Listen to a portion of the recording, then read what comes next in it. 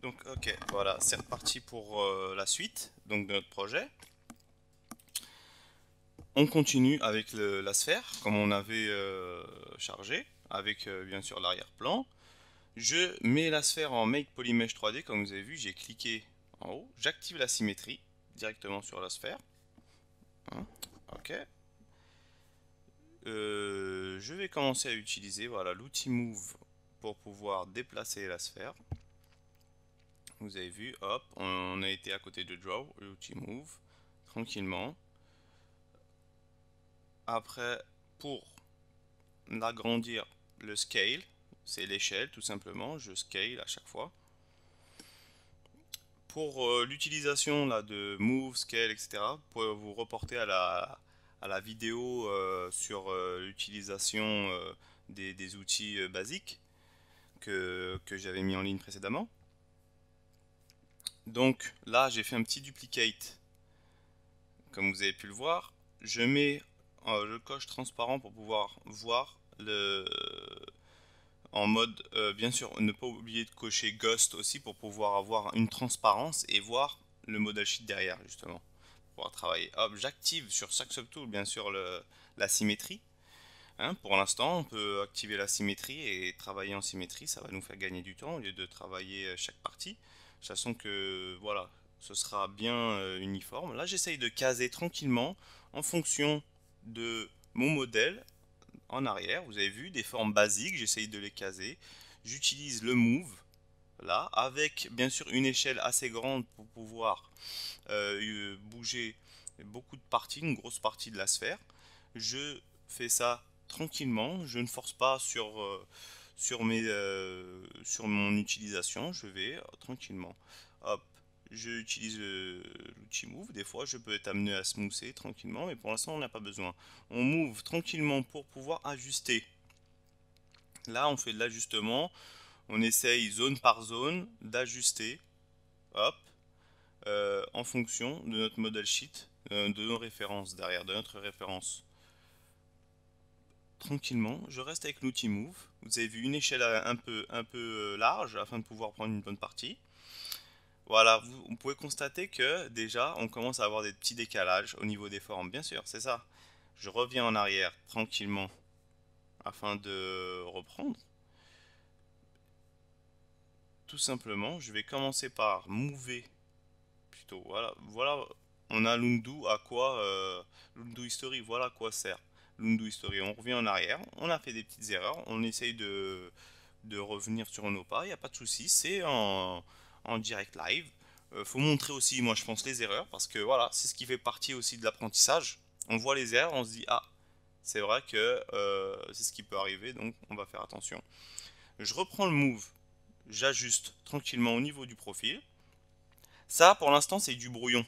C'est-à-dire que c'est une phase primitive, juste pour avoir les formes, pour essayer d'adopter une posture qui correspond. Là, hop, on continue. Je scale de face maintenant. En utilisant l'outil Move, j'ajuste. Toujours en symétrie pour l'instant. Vu que la symétrie euh, ne pose pas de problème, on peut l'utiliser.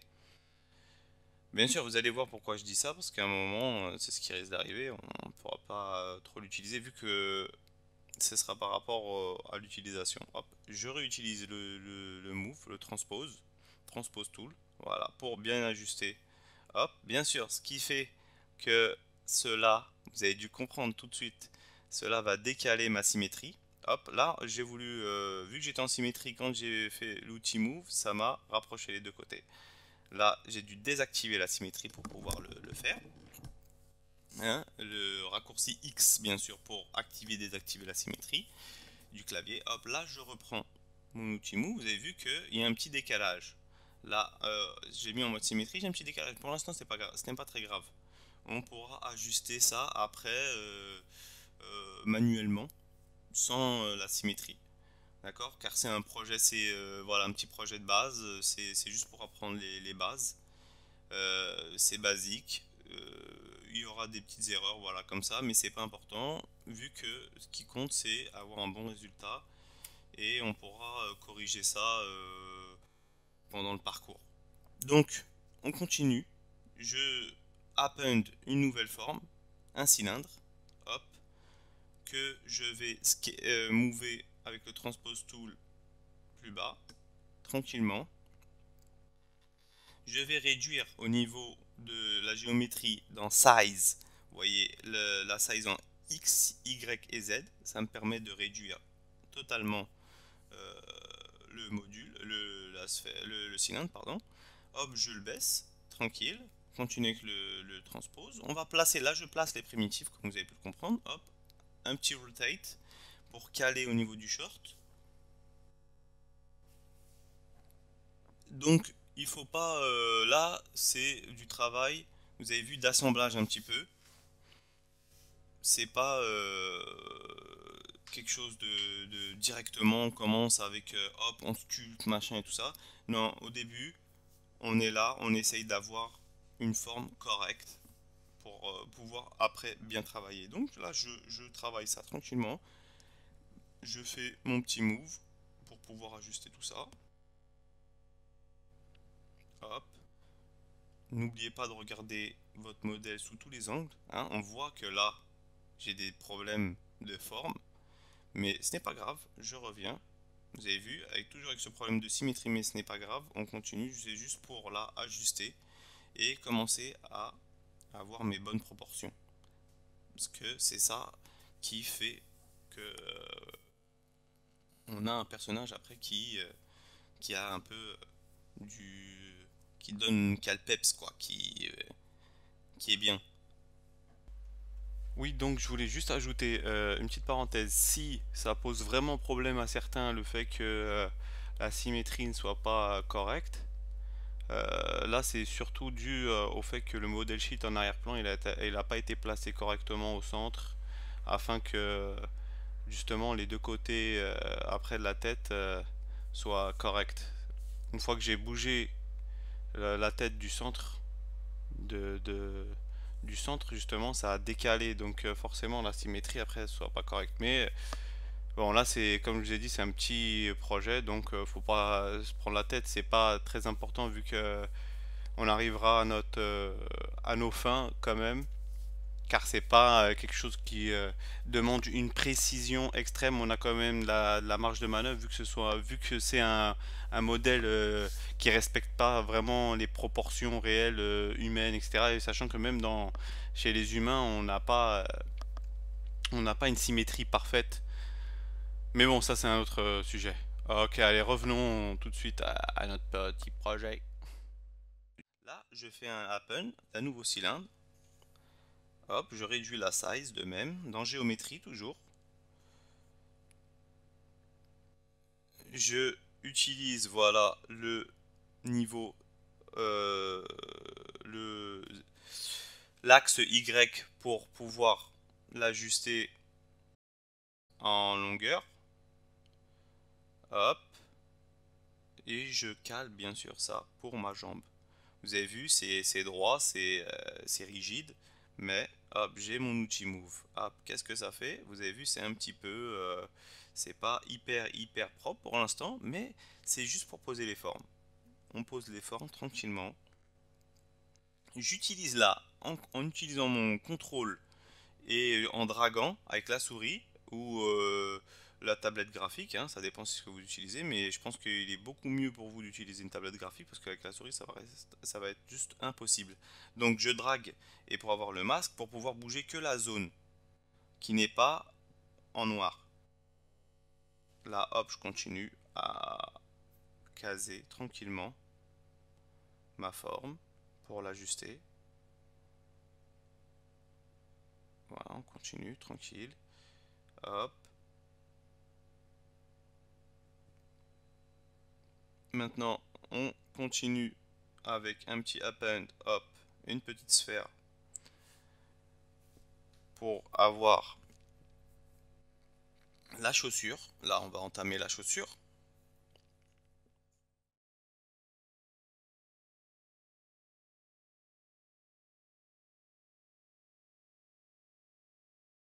Hop, j'utilise encore le transpose. Même principe, vous avez vu, pour placer. Maintenant, vous savez comment placer, hein. Hop, on réduit. Maintenant, vous savez comment réduire la taille. On peut le faire de plusieurs façons. Bien sûr, moi j'utilise celle-là. Ça, on peut utiliser une autre façon. Là, je fais l'axe X pour pouvoir élargir un petit peu en mode horizontal. Je reviens tout de suite. Pour l'instant, c'est que du move. Hop, j'utilise, voilà, vous avez vu, en réduisant la taille de mon stylet pour pouvoir ajuster. Plus j'agrandis, euh, plus je vais prendre de l'espace dans la sphère pour pouvoir la bouger. Plus c'est petit et moins on prend d'espace, pardon, pour pouvoir bouger la surface. J'essaie de bien ajuster tranquillement. Ce sera pas, voilà, pas forcément quelque chose de hyper nickel pour l'instant. C'est on ajuste, c'est les premiers pas. On y va tranquillement, on ajuste. Après, hop, là je remonte juste pour pas, c'est juste visuel pour éviter que ça me gêne pour l'instant. C'est pas exactement, vous voyez que c'est pas exactement comme la forme derrière, mais pour l'instant, hop, on essaie d'ajuster tranquillement avec le move. Pour l'instant, vous avez vu, c'est l'utilisation du move pour pouvoir ajuster et mettre notre personnage dans la pose directement, hein.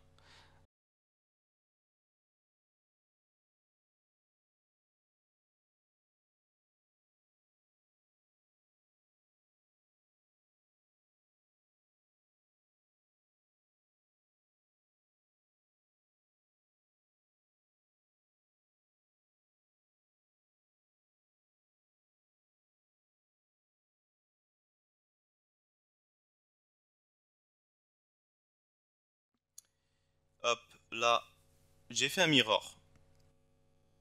J'ai fait un mirror. Vous avez vu, j'ai été dans Z plugin, j'ai utilisé mirror. C'est pas clean. Donc le mirror est affecté. C'est-à-dire que je n'aurai pas un mirror clean pour pouvoir avoir ce que je veux. Donc, on va refaire de toute façon une tentative. Il y a toujours une façon de s'en sortir, ne vous inquiétez pas. Là, c'est pour montrer que hop, je suis sur ma figurine, je veux travailler ça mon personnage, hop, j'ai un problème. Je fais un mirror et hop, ça, ça empiète sur l'autre subtool. Ça me va pas. Hop, je vais dans Z plugin, mirror, je repars, axe X, je laisse, hop, c'est pas bon. Ah, qu'est-ce qui se passe? Voilà, c'est embêtant, ça me gêne. Voilà, j'essaie de faire un split to similar part. Vous allez voir, ça donne rien. Bon, tant pis, ce que je fais. Donc, vous avez vu, je fais un split to part. Un split to part qui me permet de avoir mes deux subtools séparément. Et là, je vais bouger le deuxième pour le placer tranquillement. Donc, ce qu'il faut, surtout, c'est ne pas paniquer. Quand vous arrivez sur un problème, peu importe le problème, il ne faut pas paniquer. Il faut hop, essayer de réfléchir. Dans ce logiciel, on peut trouver une solution au problème auquel on est confronté. Il y a toujours, on peut trouver des solutions. Donc, je continue là. Voilà. Pour la jambe, je fais la même chose. Là, c'est tranquille, j'ai pas besoin de split to part, je fais un masque. En faisant ce masque, je fais un contrôle-clic pour pouvoir inverser ce masque. Et là, je bouge juste avec l'outil transpose, le move. Je move avec l'outil transpose le subtool. Hop, je le place tranquillement. Maintenant, la chaussure. Hop, et c'est pareil. Je vois que ça empiète sur l'autre. Donc, je refais la même chose. Un split to part pour pouvoir avoir deux subtools. C'est pas grave, ce sera deux subtools séparés. Après, si je veux les rassembler, après, on pourra le faire, ce n'est pas un problème. Mais pour l'instant, c'est juste pour placer mes formes. Pour éviter de refaire, vous avez vu, on utilise l'outil Mirror, ça nous fait gagner du temps. Vu que dans ce métier ou dans le graphisme en général ou peu importe le logiciel que vous utilisez, quand on est dans la conception, on veut aller vite. Peut-être pour certains, ils aiment ne pas aller vite et tout faire de A à Z. Mais moi, je suis un feignant, j'ai envie d'aller vite. Donc j'utilise les outils qui me le permettent. Là, on continue. Je suis allé au niveau de la tête pour essayer d'ajuster. Ce qu'on va faire, on va ajuster un peu partout. Donc là, voilà, en utilisant l'outil Move, je vais ajuster.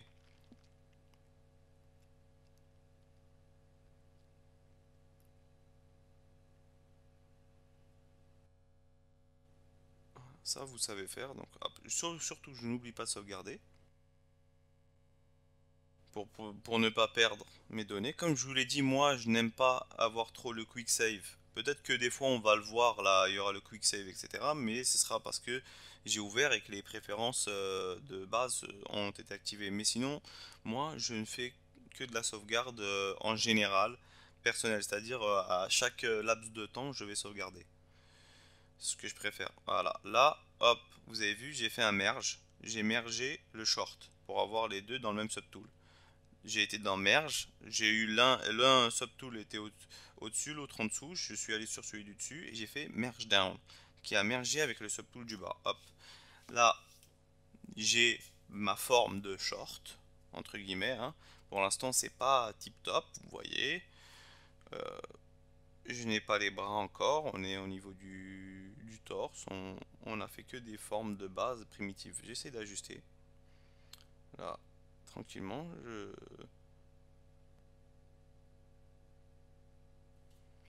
Voilà, surtout on essaye d'ajuster voilà, sur tous les plans. Je regarde de bas en haut, de gauche à droite, afin de... Comme c'est un personnage en 3D, on va voir dans tous les sens, donc pour être clean, eh ben, il faut que je regarde dans tous les sens pour pouvoir le cleaner partout. Là, vous avez vu, on est toujours avec du move.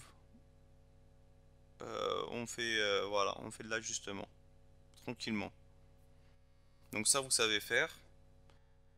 Voilà, ce qu'on a vu, on essaye après d'accélérer pour pouvoir avancer, que la vidéo voilà, ne soit pas trop longue. Après vous, si vous avez besoin de vous poser sur quelque chose, vous faites une petite pause euh, et pour pouvoir voir ce qui se passe, il n'y a pas de souci. Hop, là, ce que je vais faire, j'utilise la broche standard. Pourquoi? Pour gonfler un peu mon short. C'est un test, hein. Là, on a vu que quand j'ai utilisé, j'ai un trait qui arrive. Donc ce que je fais, c'est que j'ai laissé la lazy mouse activée, je la désactive. Et là, je peux bosser plus tranquillement. Je réduis, hop, et je continue. Hop. Là, l'intensité est un petit peu trop forte, je réduis pour pouvoir avoir une intensité plus douce. Voilà, là, je vais smoother un petit peu, tranquillement, en utilisant le shift.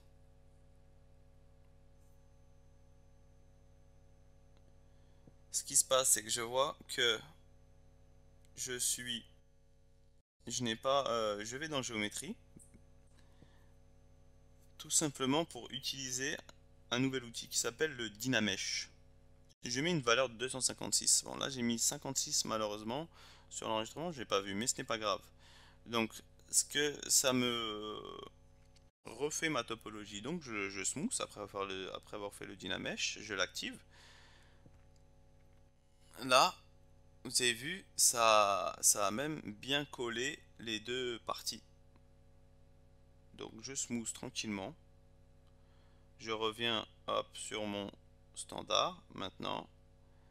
Le Dynamesh vraiment est très très important à comprendre. Là voilà, je smooth tranquillement. Vous avez vu que c'est un petit peu granuleux. Pour l'instant c'est pas nickel, mais c'est pas grave. On va après au fur et à mesure cleaner tout ça. Vous inquiétez pas. Mais là, ce qu'il faut voir, c'est justement, hop, j'ajuste bien. J'essaye de faire la forme du short tranquillement avec l'outil Move. Le Dynamesh, on le laisse enclencher.